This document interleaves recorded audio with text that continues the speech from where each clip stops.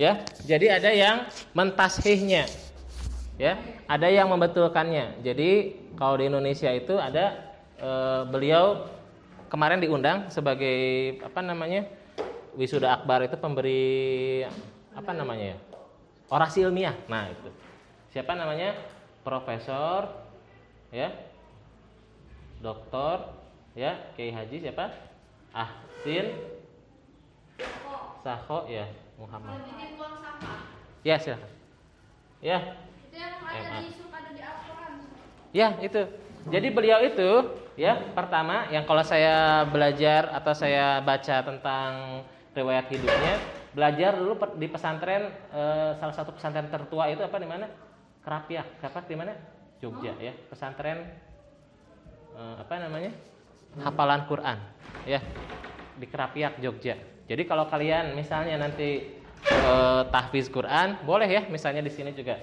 Tapi memang tidak seperti Deki ya kan kalau Deki dari segi makanan dari apa. Kalau waktu dulu pernah kunjungan nggak tahu ya yang kayak siapa kayak Nanda gitu ikut nggak ya? Itu pas kunjungan ke Jogja entah berapa tahun yang lalu ya. Itu kita kunjungan ke pesantren Kerapiak itu jadi gabung sama masyarakat ya. Memang jadi kelihatan ya jemuran itu ya pada ngegarantung begitu di pinggir-pinggir jalan. Lalu beliau melanjutkan lagi mana ke Mekah ya ke Mekah belajar belum jadi hanya pesantren jadi ada sekitar apa seperti apa sebutnya kalau kita belajar langsung sama syekh itu sebutnya mulazamah jadi mulazamah itu belajar kayak gitu gimana caranya Ustaz?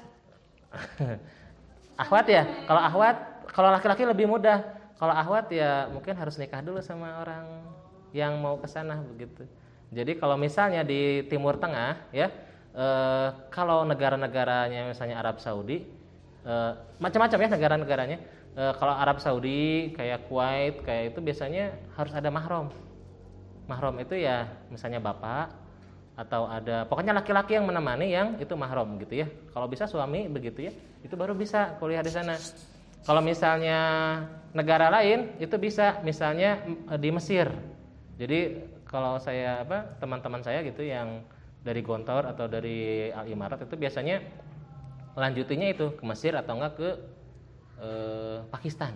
Nah itu bisa. Ya. Nggak usah pakai Apa? Nggak usah. Itu bisa. Nah, kalau misalnya di Mekah itu harus pakai mahram. Ya. Jadi Mekah sini ya kayak semacam apa namanya mulazamah atau pesantrennya di Masjidil Haram. Nah, baru nanti masuk S1-nya. Nah, dan ketika S1 pun kalau di kuliahnya di ini Universitas Islam Madinah ya. Madinah, UIM ya singkatannya Universitas Islam Madinah. Nah, ini ada S1 itu kalau masalah Quran itu dibagi dua ya.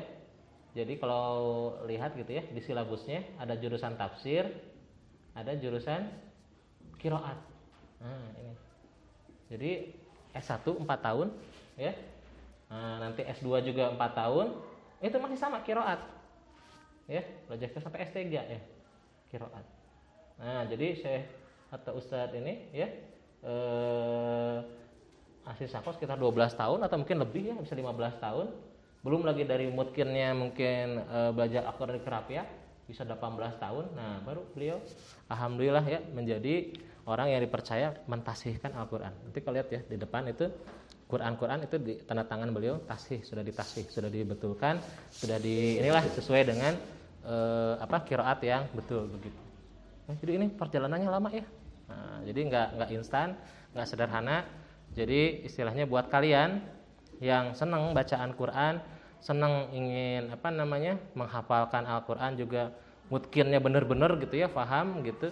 Ya ini ya istilahnya jenjangnya. Jadi subhanallah ya, qiraat ini baru qiraat loh. Qiraat itu tata cara ngebacanya loh. Belum masuk ke tafsir. Tafsir berapa tahun? Jadi subhanallah ya, ilmu-ilmu Allah itu luar biasa begitu. Ya. Ya. Yang lainnya mana? Itu dikancingin dulu. Ya. Jelas ya sampai situ tentang Al-Qur'an. Nah, Al-Quran kalau kita baca ya ada memiliki berbagai macam nama. Nanti silakan di Ulumul Quran pernah belajar ya. Ada Al-Furqan, ada Alkitab, Az-Zikra. Nah, itu juga ada arti-artinya ya. Itu juga memang diambil dari Al-Qur'an itu sendiri. Nah, Al-Qur'an ya dalam di sini pengertian, kalau pengertian yang lain itu tambahkan ada namanya mukjizat ya. Mukjizat Al-Qur'an. Ya. Apa itu mukjizat? Nah, mukjizat apa itu mukjizat? Luar biasaan, keajaiban, ya betul ya, bisa seperti itu dalam bahasa Indonesia. Tapi dalam bahasa Arab, mukjizat itu asal katanya ain, jim, zai. Ya. Misal ada datang kakek-kakek. Al-ajuz, al-ajuz, datang kakek-kakek. Nah, itu apa hubungannya Ustadz? Kok mukjizat sama kakek-kakek? Emang kakek-kakek bisa punya mukjizat? Bukan ya. Jadi, kakek-kakek itu dikatakan adalah orang yang lemah. Ajuz itu orang yang lemah. Jadi maksud mukjizat itu apa? Di sini dikatakan hiya apa? Hiya amrun khariqun lil adah yazharu ala yadi mudda'in nubuwah muwafiqan lidakwahu ala wajhin yu'jizul munkirina anil ityani bimislih. Langsung saya terjemahkan, adalah peristiwa di luar kebiasaan. Itu mukjizat, ya.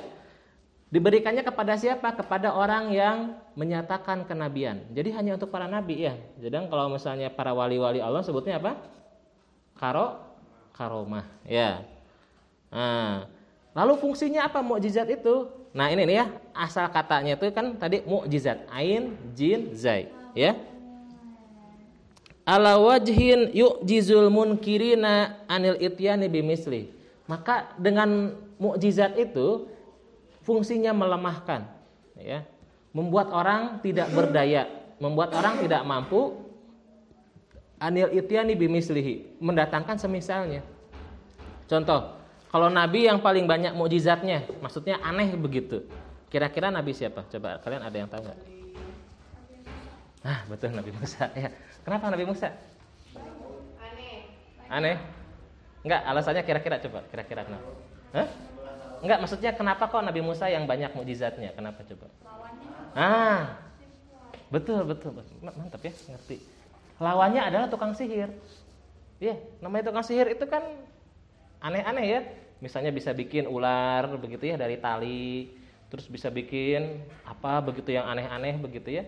Nah, Nabi Musa ya, makanya beliau untuk mengalahkan ya orang-orang yang tukang sihir itu, yaitu diberikan mukjizat sampai tukang sihir itu bakal menyadari ya bahwa yang di hadapan dia itu bukan istilahnya bukan manusia biasa gitu ya, tapi seorang nabi begitu yang memang betul-betul diutus oleh pencipta semesta alam begitu ya. Nah, makanya dalam Al-Qur'an